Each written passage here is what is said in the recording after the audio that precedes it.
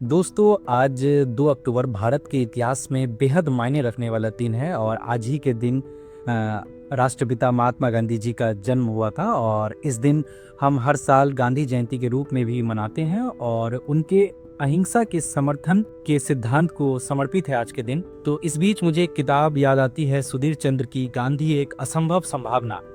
इस किताब में गांधी के अंत को समझने की कोशिश करती है ये किताब। तो गांधी के अंत को समझने की कोशिश करती है ये किताब। गांधी का एक सीधा साधा अर्थ है दुनिया से चले जाना, कम हो जाना जनसंख्या के हिसाब से। उस सीधे साधे अर्थ में ये किताब देखना चाहती है कि किन परिस्थितियों में आया गांधी का पार्थिव अंत, कैसे मनस्थिति में हुआ उनका अपनी कर्मभूमि से प्रस्थान। पर उस प्रस्थान से तो अंत हो नहीं गया गांधी का, किसी का अंत नहीं होता पार्थिव प्रस्थान से। कोई कम कोई ज्यादा, सभी जीते रहते हैं अपनी मौत के बाद।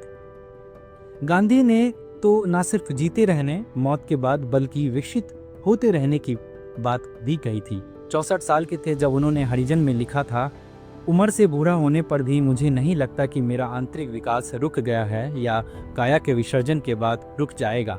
इसी बात को एक दूसरी तरह वह बार बार कहा करते थे।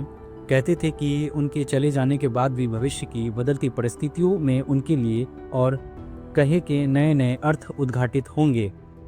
ये किताब सीधे सीधे उस अंत, कह ले गांधी के आखिरी 2-2.25 साल के बारे में तो है ही, जब उन्हें अपने 30 साल के किए धरे पर पानी फिरता नजर आने लगा।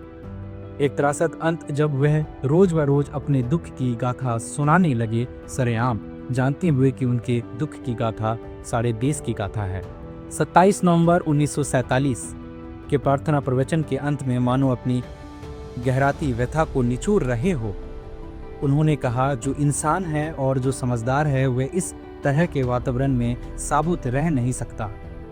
ये मेरी दुख की कथा है, या कहो सारे हिंदुस्तान के दुख की कथा है, जो मैंने आपके सामने रखी है।